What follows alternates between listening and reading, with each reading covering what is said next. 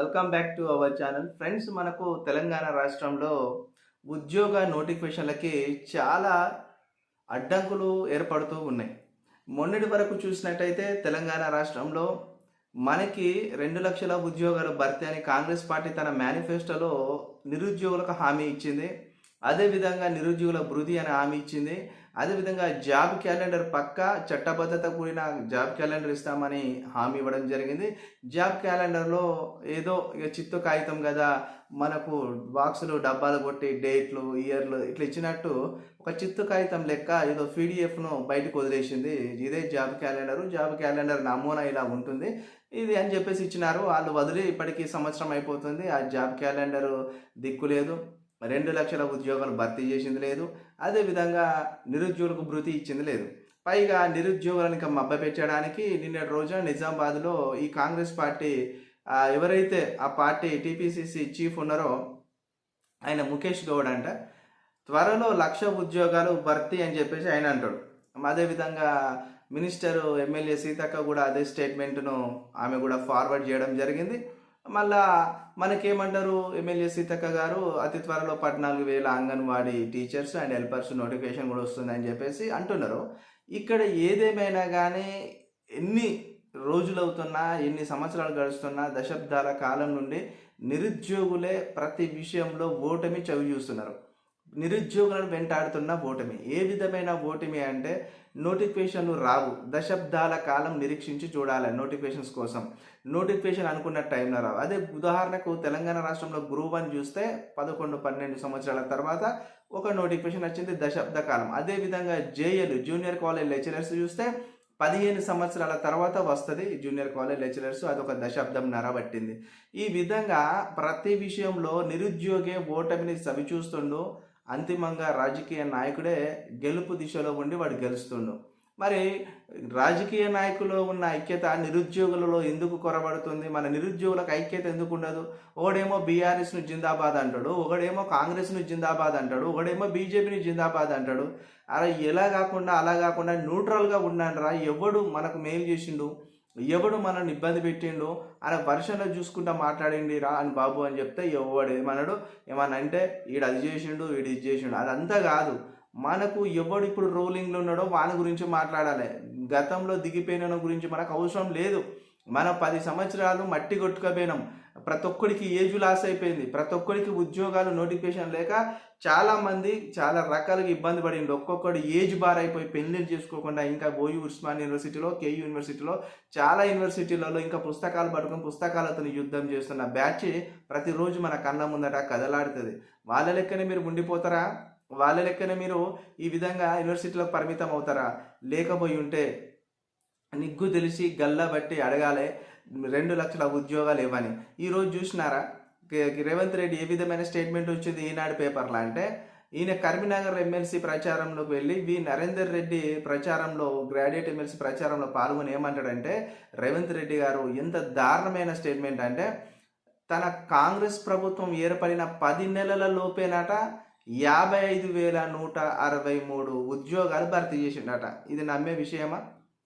55,163 ఉద్యోగాలకు కాంగ్రెస్ పార్టీ స్ట్రేట్గా direct రిక్రూట్మెంట్గా straight ఫార్వర్డ్గా ఇచ్చిందా నోటిఫికేషన్స్? లేకపోతే అవి గత ప్రభుత్వం బీఆర్ఎస్ ఇచ్చిన నోటిఫికేషన్స్ అనేది మీరే నా కామెంట్ బాక్స్లో తెలియజేయండి.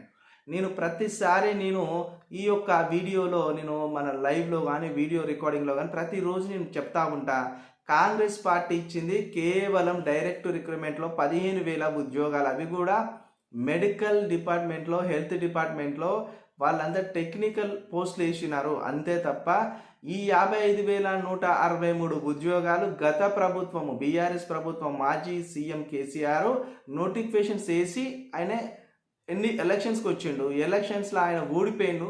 గెలిచిన రేవంత్ రెడ్డి ఆ బీఆర్ఎస్ పార్టీ చేసిన నోటిఫికేషన్స్కి ఎగ్జామ్ పెట్టడం, వాటి రిజల్ట్స్ ప్రకటించడం, రిజల్ట్స్ను ప్రకటించి అభ్యర్థుల యొక్క నియామక పత్రాలను ఎల్బీ స్టేడియం వేదికగా చేసుకొని నియామక పత్రాలు అందించినంత మాత్రాన నువ్వు రిక్రూట్మెంట్ చేసినట్టు ఎట్లా అవుతుంది? నువ్వు ఎట్లా ఖాళీలను గుర్తించి నోటిఫికేషన్ ఇచ్చినట్టు ఎట్లా అనుకుంటావు రేవంత్ రెడ్డి గారు? మీరు అనుకుంటున్నారు 2,00,000 ఉద్యోగాలల్లో ఆల్రెడీ మేము 55,163 భర్తీ చేసినాము. ఇక చేయాల్సింది ఏముంది, మేము వేయాల్సింది ఏముంది, నిరుద్యోగులకు వాళ్ళకు ఉద్యోగాలు ఇచ్చేసినాం కదా, పరీక్షలు పెట్టేసినాం కదా అని మీరేదో నమ్మించాలని ప్రయత్నం చేస్తున్నారు. నిరుద్యోగులను నయవంచన చేయాలని చూస్తున్నారు. నిరుద్యోగులను చాలా సీరియస్ నిప్పేసుంటుందో నిరుద్యోగుడు అసంటోడు. నిరుద్యోగులతో పెట్టుకున్న ఏ ప్రభుత్వం తన మనుగడను గడించలేదు, తన మనుగడను కొనసాగించలేదు. చాలా సీరియస్గా ఉంటుంది నిరుద్యోగులతో పెట్టుకుంటే. నేను మళ్ళీ చెప్తున్నా, తక్షణమే నువ్వు జాబ్ క్యాలెండర్ ప్రకటించాలంటే ఇప్పుడు నువ్వు కుంటి సాకు చూపిస్తావు. ఏమని? ఇప్పుడు మళ్ళీ శాసన మండలిలో ఎమ్మెల్యేల కోట కింద మళ్ళా ఒక నోటిఫికేషన్ వచ్చింది, ఎమ్మెల్సీ నోటిఫికేషన్.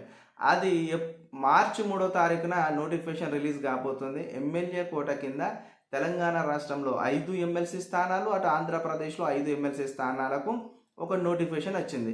అయితే తెలంగాణ రాష్ట్రంలో శాసన మండలిలో ఎమ్మెల్యే కోట కింద 5 ఎమ్మెల్సీలు భర్తీ కాబోతున్నాయి. దాంట్లో కాంగ్రెస్ పార్టీకి 4 ఎమ్మెల్సీలు పోతాయి, 1 ఎమ్మెల్సీ ఏమో బీఆర్ఎస్ అకౌంట్లో పడుతుంది. ఇది ఎమ్మెల్యేల శాసనసభలో ఉన్న ఎమ్మెల్యేల బలాబలాలను బట్టి వీళ్ళకు వస్తాయి ఎమ్మెల్సీ స్థానాలు. దీనికి కూడా ఓటింగ్ ఉంటుంది. అది కూడా మనకు మార్చి నెల 20వ తారీఖు ఓటింగ్ ఉంది. ఆ మార్చి నెల 20వ తారీఖు ఓటింగ్ తర్వాత మధ్యాహ్నంకు సాయంత్రానికి వాళ్ళు ఓటింగ్ కౌంటింగ్ స్టార్ట్ అవుతుంది. అదే రోజు ఎవడు గెలిచిండు, ఎవరికి ఎన్ని ఓట్లు వచ్చినాయి అని డిక్లేర్ అయిపోతుంది. అది మార్చి 20 వరకు ఉన్నది. అంటే ఇంకొక నెల రోజుల సమయం ఉన్నది. అంటే దీన్ని బట్టి చూస్తే ఇంకా నెల రోజుల వరకు నోటిఫికేషన్ పైన ఎలాంటి క్లారిటీ లేదు. మనం గిట్లనే గుడ్డి గుర్రాలు లెక్క చూస్తూ ఉండాలి. వాళ్ళు గుడ్డి గుర్రాల పనులు వాళ్ళు దొంగతూనే ఉంటారు.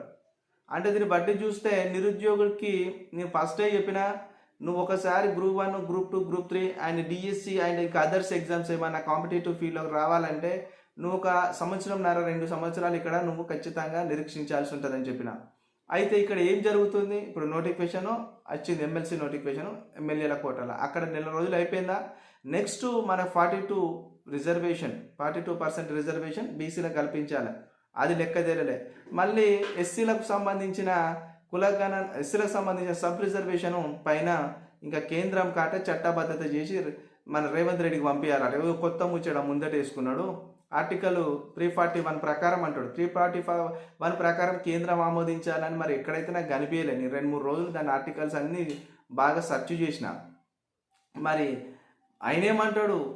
రేవంత్ రెడ్డి బడ్డీ సైన్ చేయట పోయాట, రేవంత్ రెడ్డి మాట వినాట, మరి కేంద్రంలో మాట్లాడి మరి ఈ ఎస్సీ వర్గీకరణకు చట్టబద్ధత చేపియాలట. ఈజీగా అయిపోతుంది, దాని పెద్ద ప్రాబ్లమే లేదు. ఎందుకంటే ఎస్సీ వర్గీకరణ ముందేసుకొని దాన్ని సుప్రీంకోర్టు వరకు తీసుకుపోయి దాని కేసును మొత్తంగా దానిపైన కేసులు తొలగించి 7 జడ్జిలతో కూడిన ధర్మాసనము ఆగస్టు 1న హియరింగ్ ఇచ్చింది. ఏమని? ఎస్సీలకు వర్గీకరణ, సబ్ రిజర్వేషన్ వర్గీకరణ చేసుకోవడానికి రాష్ట్రాలకు చట్టబద్ధత ఉంది, రాష్ట్రాలు ఆ విధంగా చేసుకోవచ్చు, రాష్ట్రాలకు హక్కు ఉందని అలాంటి తీర్పు తీసుకురావడానికి ప్రధాన కారణం బీజేపీ పార్టీ, సెంట్రల్ గవర్నమెంట్. వాళ్లకు నువ్వు ఎలాంటి నీ శాసన మండలిలా నీ శాసనసభల నువ్వు ఎస్సీ వర్గీకరణపై ఎలాంటి నువ్వు చట్టం చేసి ఆమోదించినా వాళ్ళు అక్కడ ఖచ్చితంగా దీన్ని ఆమోదిస్తారు సెంట్రల్ గవర్నమెంట్. ఎందుకంటే central government Narendra Modi SC వర్గీకరణకు చాలా అనుకూలంగా ఉన్నాడు. నరేంద్ర మోడీ గారు మందకృష్ణ మాదిగన్న గారి పైన చాలా చక్కటి అభిమానం ఉంది. అదేవిధంగా నువ్వు చేసే బీసీ 40% ఉంది కదా, 42% రిజర్వేషన్ ఖచ్చితంగా మోడీ ఆమోదించడు. మోడీకి రాహుల్ గాంధీ ఆలోచనలకు చాలా డిఫరెంట్ ఉంది, అక్కడ చాలా వేరియేషన్ కనిపిస్తుంది. అందుకే నేను ఏమంటానంటే ఈ యొక్క అచ్చిరాని పనులన్నీ ముందర పెట్టేసుకొని నిరుద్యోగులను మోసం చేస్తున్న రేవంత్ రెడ్డి, ఇక నువ్వు కళ్ళు తెరుచుకోవాలి. నువ్వు 2 లక్షల ఉద్యోగాలు ఇస్తానన్ను ఆ మాట కట్టుబడి ఉండాలి. ఎమ్మటే మాకు జాబ్ క్యాలెండర్ ప్రకటించాలి. డిఎస్సి 6,000 కాదు, ఖచ్చితంగా 12,000తో డిఎస్సి రావాలి. ఒక గ్రూప్ 1లో 1000 పోస్టులు ఉండాలి, 1000 పోస్టులతో గ్రూప్ 1 రావాలి. 2,000 పోస్టులు లేదా 1,500 పోస్టులతో గ్రూప్ 2 రావాలి.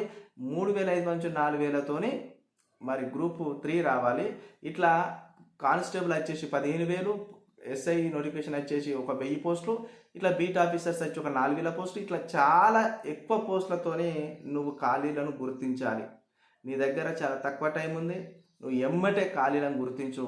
ఈ మార్చ్ 31, ఏప్రిల్ 31 వరకు ఎంతమంది ఉద్యోగులు, ప్రభుత్వ ఉద్యోగులు రిటైర్మెంట్ అవుతున్నారో వాళ్ళందరినీ వివిధ శాఖలు ఎంతమంది రిటైర్మెంట్ దగ్గర ఉన్నారో, ఎంతమంది రిటైర్మెంట్ అవుతున్నారో ఆ జాబితా తయారు చేసుకొని సంబంధిత శాఖలలో ఎన్ని ఖాళీలు ఏర్పడుతున్నాయి ఆర్థిక సంవత్సరం 2025లో అని చూసుకొని ఆ సంబంధిత శాఖల ఖాళీల వివరాలు తెప్పించుకొని వాటికి సంబంధించిన నోటిఫికేషన్ డైరెక్ట్ రిక్రూట్మెంట్లో వేయు.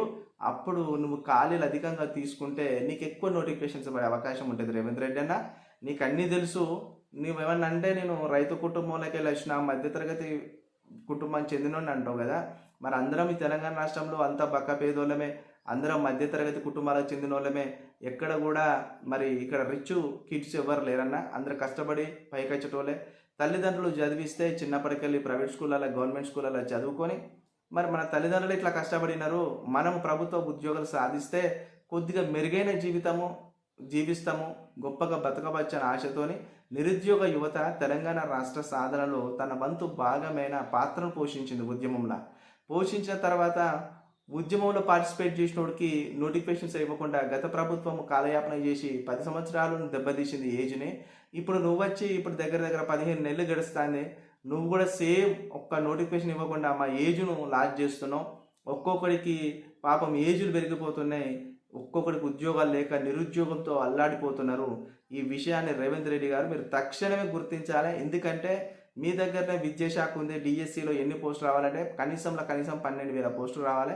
రేవంత్ రెడ్డి అన్న మీరు తక్షణమే నిర్ణయం తీసుకోండి.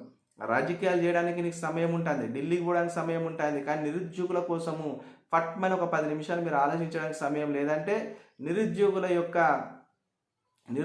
యొక్క సమస్యలు మీ దృష్టికి వస్తలేవనేది మేము నిర్ణయించుకోవాల్సిన పరిస్థితి ఏర్పడుతుంది.